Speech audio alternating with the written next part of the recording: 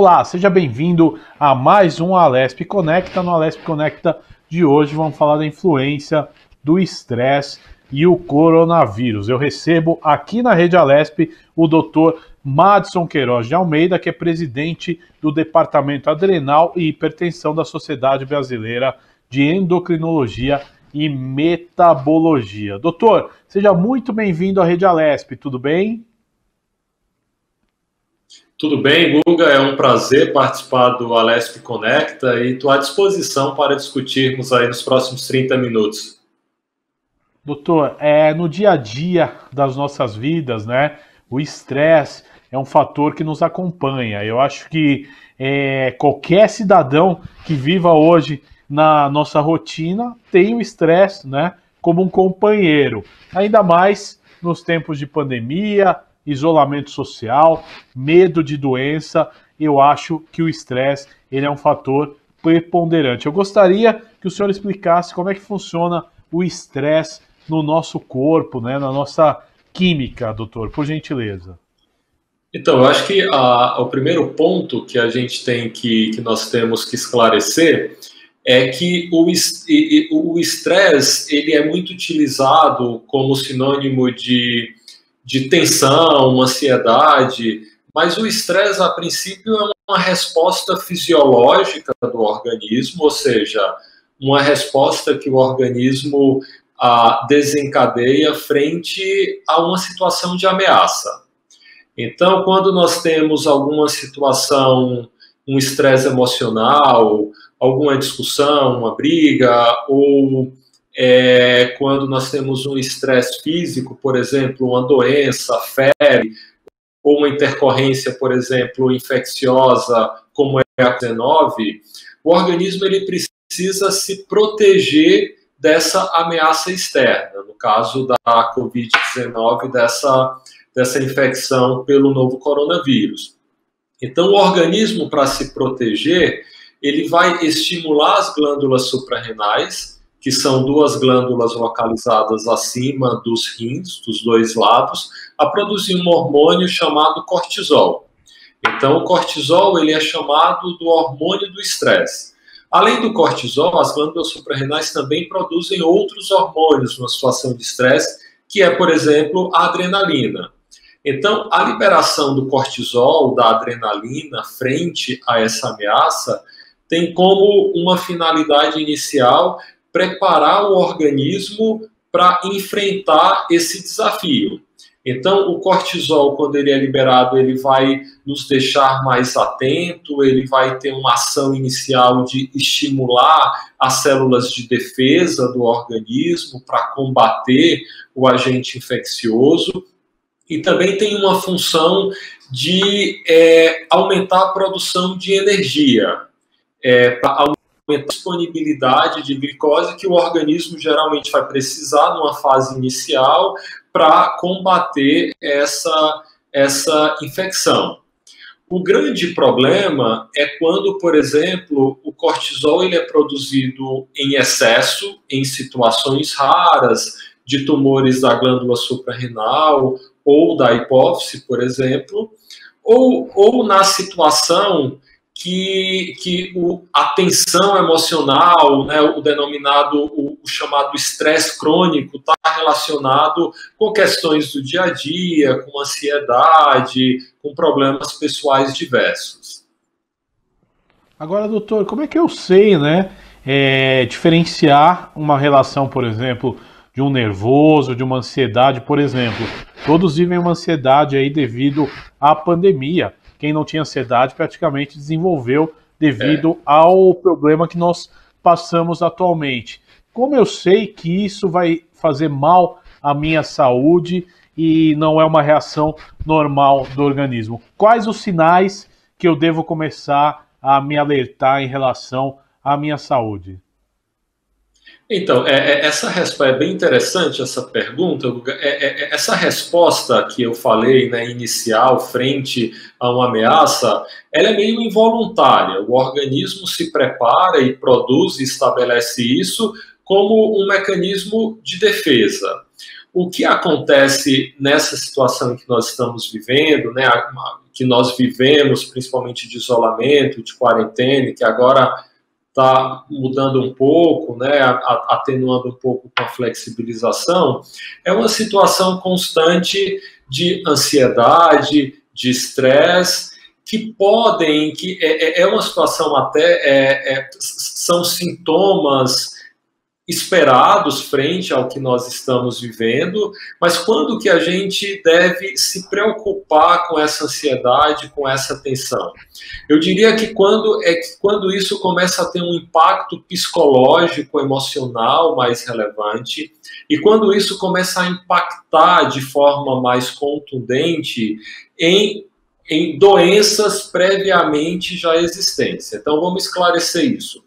Vamos supor que alguém que todo mundo está tenso, todo mundo está mais ansioso, mas a partir do momento que isso começa a interferir no sono, ter relação com insônia, começa, por exemplo, a se associar, a estar associado com alterações de hábitos alimentares mais importantes, ou até mesmo com crises de pânico, por exemplo, palpitação, taquicardia, né, tremores. Então, isso são sinais de alerta que esse estresse, que essa ansiedade está atingindo níveis mais preocupantes. Outro ponto também que nós temos que ficar atento, alguém que já tem diabetes, que já tem hipertensão, se o controle pressórico piora muito nessa situação de maior tensão, de maior ansiedade, se o controle glicêmico, se os níveis de glicose começam a subir mais relacionados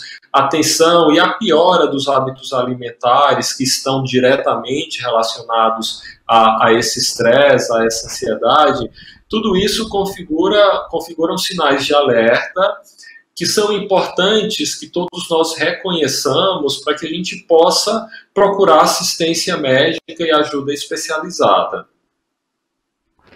Agora você explicou os primeiros pontos, né? E agora eu quero saber, né? Alguns estudos, alguns apontamentos dizem que é um fator de risco e complicador da Covid-19. Eu gostaria de saber por quê, doutor.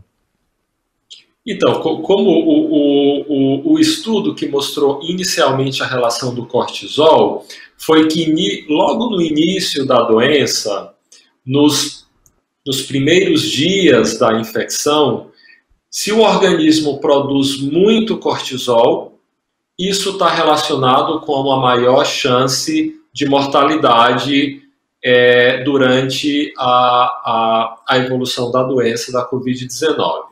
E por que isso ocorre? Então, o primeiro ponto é que não é que o nível de cortisol elevado em si vá causar uma maior mortalidade. Como eu falei para você, o cortisol é um hormônio do estresse. Quanto mais grave a infecção, mais cortisol o organismo vai produzir nas fases iniciais. Então, a leitura inicial que nós fazemos desse estudo é que os níveis elevados de cortisol no início da doença são sinais de uma agressão, de um processo infeccioso mais grave, que faz com que o organismo produza mais cortisol. Agora, doutor, é interessante, né, esse apontamento. Como com esse estudo em mãos, você começa a tentar prevenir mortes em relação a isso, sabendo desse apontamento? É um exame de cortisol no início da doença? Ele pode dar os apontamentos necessários para tentar se evitar uma morte? Ou, na verdade, dentro desse estudo, você chega só à causa mesmo e constatações? Então, eu acho que o que esse estudo mostrou é que o cortisol, o nível de cortisol na fase inicial, se ele estiver muito alto, ele funciona como um sinal de alerta. Talvez seja um sinal para que o paciente seja avaliado de forma mais atenta, para caso ele tenha sintomas de falta de ar, ele procure o serviço médico de forma mais rápida, entendeu? Agora, esse estudo, ele ainda não foi confirmado, ou seja, sempre que a gente tem um dado médico de maior impacto, é importante que esse dado seja confirmado em outros estudos, seja incorporado como uma recomendação médica. Então, assim, ainda não existe, por exemplo, uma recomendação de que o nível de cortisol, que o cortisol seja um exame que deva ser necessariamente solicitado para todos os pacientes que tenham COVID. É um dado interessante que precisa ser confirmado. Eu acho que tem potencial realmente de ser solicitado, de ser usado na prática clínica, mas ele funciona como um sinal de alerta. É aquele paciente que a gente precisa ficar mais atento se estiver em casa. Então, se a gente tiver dúvida se esse paciente está evoluindo bem ou não, com um nível de cortisol mais elevado, sérico, como mostrou esse estudo publicado na Lancet Diabetes Endocrinology, então é um paciente que merece que nós fiquemos mais de olho, entendeu?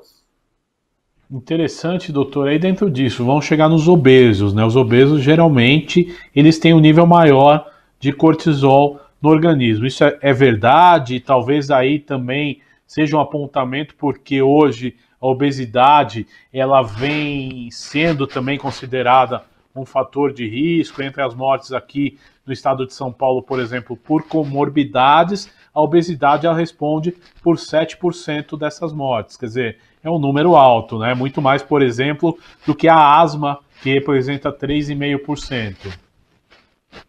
Então, isso Digo, é dados uma do estado de São observação. Paulo, vamos deixar claro. Né? Não, esses dados do estado de São Paulo, eles fazem sentido com os dados internacionais. O primeiro ponto que eu gostaria de comentar é que, assim, não existe nenhum estudo que mostre que o paciente obeso produz mais cortisol.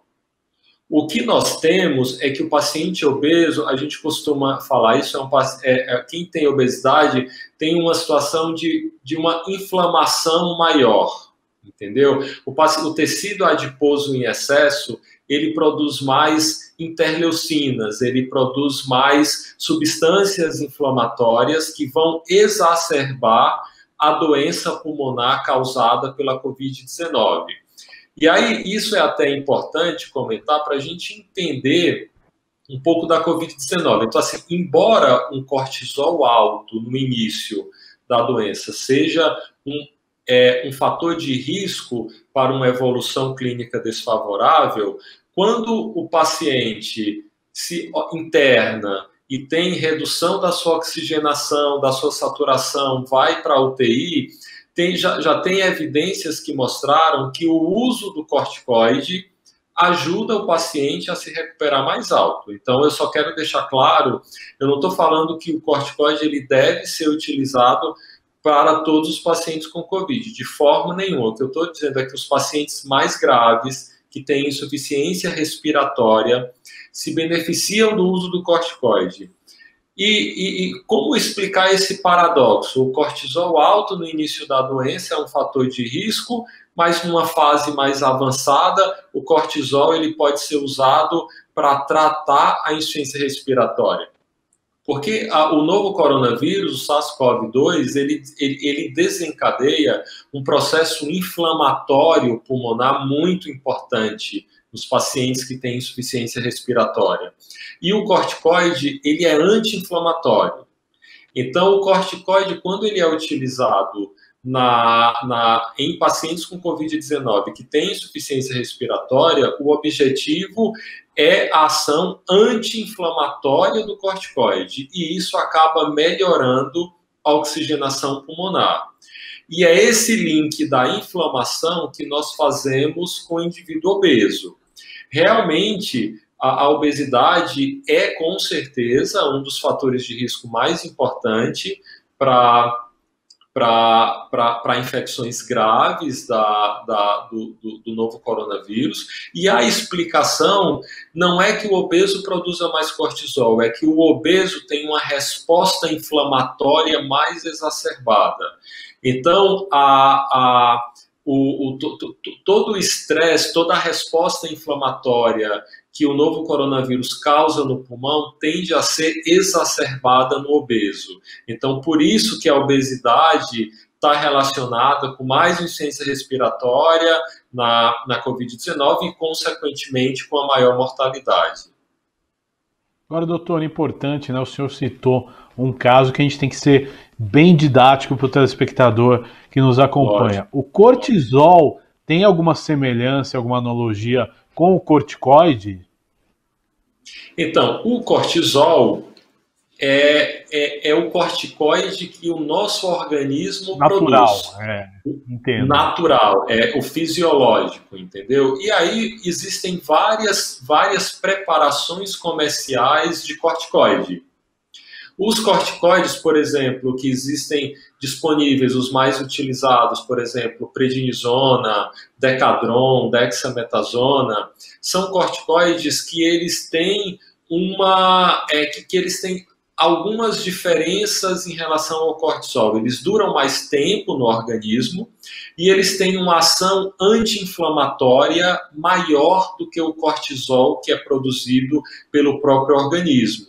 Então, por isso que a maior parte dos pacientes com a Covid-19 que têm insuficiência respiratória e utilizam corticoide como um tratamento anti-inflamatório, utilizam a prednisona ou a dexametasona, que são corticoides que duram mais no organismo, têm uma meia-vida maior e que têm uma ação anti-inflamatória maior. Mas que pelo fato de durarem mais no organismo, tem mais efeitos colaterais, como piorar controle pressórico, aumentar a glicose, ocasionar ganho de peso. Então, isso é muito importante quando a gente vê, às vezes, que o corticoide está sendo utilizado de forma indiscriminada nos pacientes com Covid-19. Então, o corticoide ele tem a importância como pela sua ação anti-inflamatória nos pacientes que têm doença mais grave, com insuficiência respiratória, mas ele também tem vários efeitos colaterais que precisam ser monitorizados de forma adequada no paciente que está usando essa medicação. Agora, doutor, indo por um outro lado, né?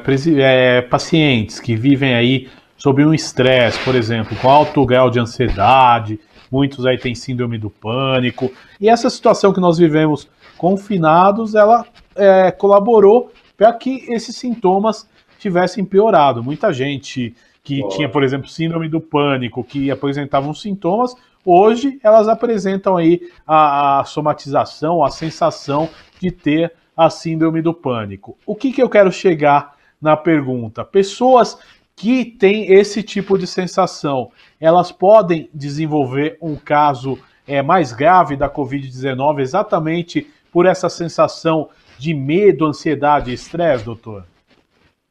Então, é uma pergunta interessante. Ela surge dessa analogia do cortisol ser mais alto na fase inicial, em indivíduos que vão ter uma doença mais grave, do cortisol ser relacionado ao estresse, mas a resposta é não. Não existe nenhum estudo que mostre que pessoas mais tensas, que têm mais ansiedade, que tenham mais esse estresse crônico, por exemplo, tenham um risco maior de ter infecções mais graves causadas pelo novo coronavírus.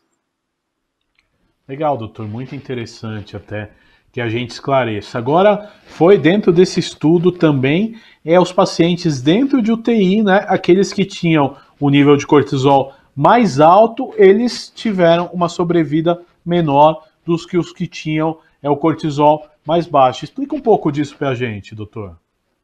Então, isso acontece porque esse estudo, ele coletou, o cortisol foi dosado logo que o paciente chegou no hospital, entendeu? Nos 3 primeiros dias. Então, nos 3 primeiros dias que o paciente chega no hospital, que está relacionado a uma fase mais precoce da Covid-19, esse nível de cortisol maior, ele é um marcador de uma agressão mais intensa ao organismo, entendeu? Ele indica que o organismo está sob uma ameaça maior, um processo infeccioso mais grave. Então, é por isso que existe essa correlação inicial entre nível de cortisol e maior mortalidade. Já numa fase mais tardia, quando o paciente apresenta insuficiência respiratória, o corticoide, ele reduziu a mortalidade, né? Então, pela sua ação anti-inflamatória. Então, só para deixar claro essa distinção, porque senão vão achar que quem teve insuficiência respiratória e usou corticoide, por exemplo, se o cortisol estava mais alto no começo, isso acabou aumentando a mortalidade. Não, então só para esclarecer, o cortisol na fase inicial ele é um marcador do estresse, então o nível de cortisol alto ele indicou um quadro de infecção mais grave, mas com o passar dos dias, esse cortisol ele tende a reduzir, mas o processo inflamatório causado pelo novo coronavírus continua muito intenso. Então é exatamente por isso que corticoides exógenos, como por exemplo a dexametasona ou a prednisona, elas são utilizadas em pacientes que têm insuficiência respiratória com o intuito de reduzir o processo inflamatório e melhorar a oxigenação do pulmão. Interessante, doutor, esse apontamento. Agora, pessoas diabéticas, como o senhor mesmo explicou no começo, elas têm que controlar o nível de cortisol? E aí eu lhe pergunto, né? Não é muito usual ainda fazer o exame de cortisol. Quem deve fazer esse exame? Quem deve pedir para o seu médico? Quando o médico não pede, obviamente, deve ter alguns casos específicos que o médico pede, né? Então, primeiro, assim, não existe uma indicação de dosar cortisol em quem é diabético. A atenção que a gente deve ter é em quem tem diabetes e está utilizando corticoide por algum outro motivo, como, por exemplo, para tratar a Covid-19. Porque o corticoide ele vai aumentar muito a glicose.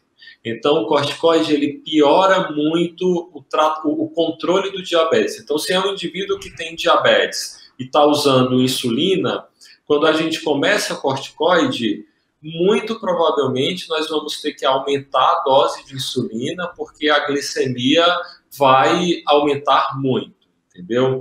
Em relação a quando que a gente tem que dosar cortisol, por exemplo, no indivíduo que não tem, fora desse cenário da Covid-19, né? Então, a gente tem que dosar cortisol em quem tem, por exemplo, tumores na hipófise, indivíduos que fizeram radioterapia, por exemplo, por algum câncer do sistema nervoso central, do cérebro, porque isso afeta a produção de cortisol pela hipófise.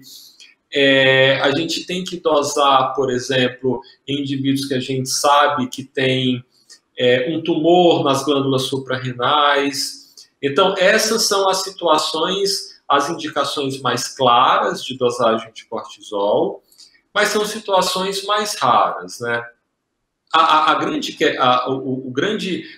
questão, o grande problema na recomendação da indicação da dosagem de cortisol é que muitas vezes os sinais e sintomas de níveis baixos de cortisol, e aí eu não estou falando de níveis mais altos, são às vezes difíceis de diagnosticar.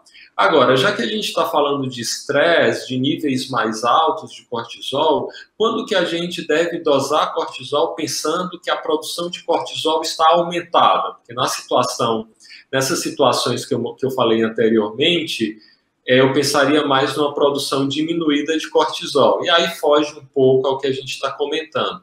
Mas quando que a gente deve dosar o cortisol para tentar investigar uma produção aumentada? Em indivíduos que são muito obesos, que tenham ganhado muito peso recentemente e que têm um tipo de obesidade que se concentra mais na região abdominal, que é o que a gente chama de obesidade centrípeta.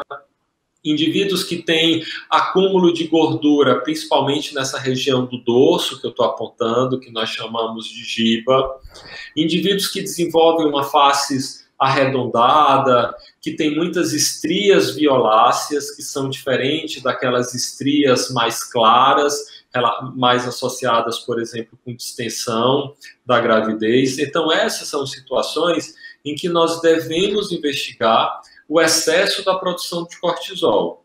Agora, para investigar o excesso da produção de cortisol, o cortisol somente dosado no sangue, ele não é suficiente. A gente precisa fazer uma avaliação muito mais detalhada, com dosagem do cortisol na urina, dosagem do cortisol na saliva. Então, eu diria que sempre que existe uma suspeita, como nessas situações que eu falei, de alguma alteração sugestiva, alguma alteração clínica sugestiva de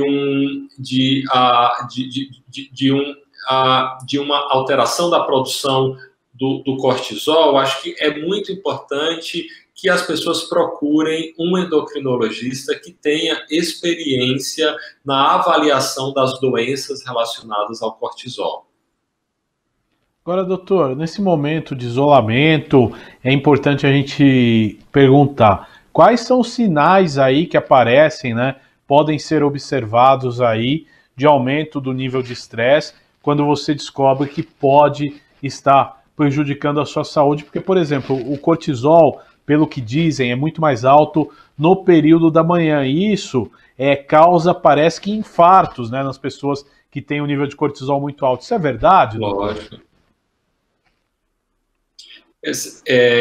Então, existem vários sinais, por exemplo, se você dosa cortisol em qualquer indivíduo que esteja numa emergência médica, como infarto, por exemplo, esse nível de cortisol vai tender a estar mais elevado, porque, como eu falei, é uma situação de estresse que o organismo está passando, né?